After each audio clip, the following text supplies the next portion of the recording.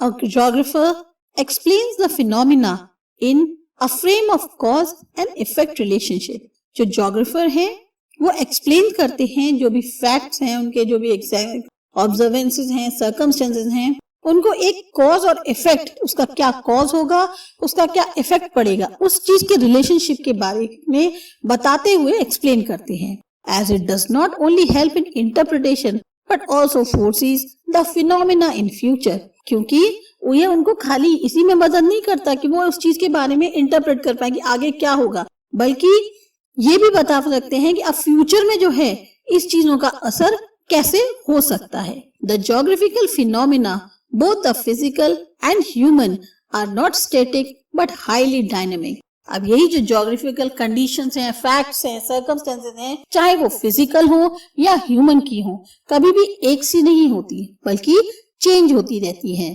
They change over time as a result of the interactive processes between ever changing earth and untiring and ever effective active human beings. अब ये जो change होता है ये किसका result है? एक ऐसे इंटरैक्टिव प्रोसेस का जो कि हर वक्त चेंज होता रहता है अर्थ के अंदर. अर्थ कभी भी एक जैसी नहीं रहती, उसमें चेंजेस होते रहते हैं. सेम वे जैसे हम ह्यूमन बीइंग्स जो होते हैं वो कभी थकते नहीं है, हमेशा एक्टिवली कुछ ना कुछ चेंज करते रहते हैं, कुछ नया करते रहते हैं. उसी तरीके से ये जो चेंज है ये अर्थ में भी होता है और जिसी का ये रिजल्ट है. Primitive human societies were directly dependent on their immediate environment. जो पहले जमाने में ह्यूमन सोसाइटीज रहती थी वो पूरी तरह से उनके उस वक्त के एनवायरनमेंट पे डिपेंड होती थी. Geography thus is concerned with the study of nature and human interactions as an integrated whole.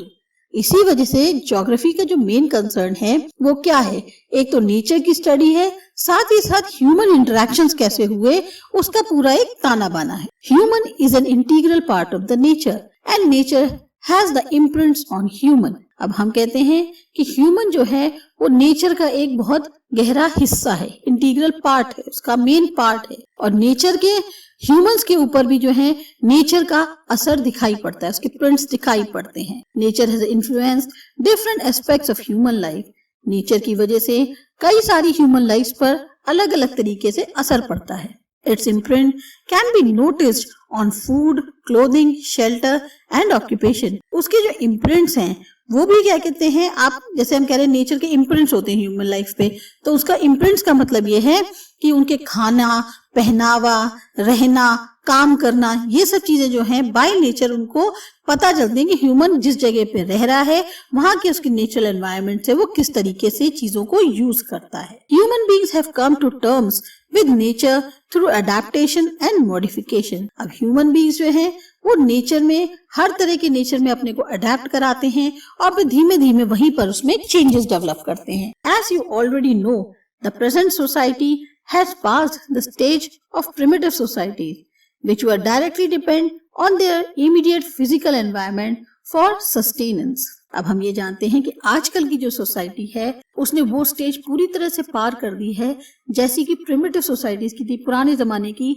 जो पूरी तरीके से उसके आस पड़ोस के उसके अपने एनवायरनमेंट पे इतना ज्यादा डिपेंड करती थी अपने सर्वाइवल के लिए. Present societies have modified their natural environment by inventing and using technology. अब जो प्रेजेंट सोसाइटीज हैं उन्होंने क्या किया, उन्होंने जो आसपास का एनवायरनमेंट था उसमें नई नई चीजें इन्वेंट करी, नई नई टेक्नोलॉजी ले आए जिससे उन्होंने अपना रहना जो है वो सरल बना लिया. And thus have expanded the horizon of their operation by appropriating and utilizing the resources provided by nature. और इसकी वजह से उन्होंने क्या किया, अपने आप को सीमित ना रखते हुए अपने को बढ़ाया और जो भी रिसोर्सेज होते हैं नेचर से मिलते हैं हमें, हम जो कहते हैं ना कि पहले नेचर पे ही डिपेंड रहते थे, आस पड़ोस पे जो पेड़ पत्ते खाने योग्य हैं बस उनको खा लिया या थोड़ा बहुत देख लिया. आज की डेट में जो प्रेजेंट सोसाइटी है वो उन नेचर के रिसोर्सेज को अच्छी तरह समझती हैं, यूटिलाइज करती हैं, नई टेक्नोलॉजी डेवलप करती हैं, तो इस वजह से वो ज्यादा चेंजेस ले आए हैं.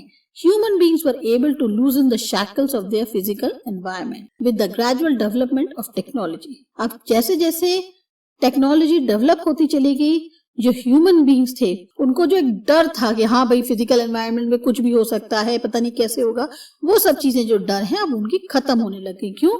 क्योंकि उन्होंने टेक्नोलॉजी अब डेवलप करनी शुरू कर दी और उन्हें पता है कि जो आसपास का नेचर है उसके रिसोर्सेज को कैसे यूज करना है। Technology helped in reducing the harshness of labour, increase labour efficiency and provided leisure to human beings to attend the higher needs of life. अब ये जो टेक्नोलॉजी आई इसकी हेल्प से कितना फायदा हुआ कि जो पहले मजदूरों को बिल्कुल पूरी तरह से हर चीज झेलनी पड़ती थी, खुद करना पड़ता था, वो अब कम हो गया। अब नई नई मशीनें आ गई हैं तो उससे लेबर को अब सब चीजें मैनुअल नहीं करनी पड़ती, उसमें एफिशिएंसी डेवलप हो गई है। साथ ही साथ ह्यूमन बींग्स को जो है, जो भी आज की दौर में या आज की चीजों के लिए नई नई हमें लाइफ को जीने के लिए चीजें चाहिए होती हैं, वो सब चीजें हम लोग को अब आसानी से अवेलेबल हो जाती हैं। It also increase the scale of production and the mobility of labour. अब क्या है, क्योंकि जब नई तकनीक है तो पैदावार भी खूब ज्यादा बढ़ने लग गई और साथ ही साथ जो लेबर है अब वो भी जो है अपने चीजों को यूज करने के लिए इधर उधर मूव कर सकती है। कहीं उसको जहां लगता है कि मेरे को काम यहाँ करना है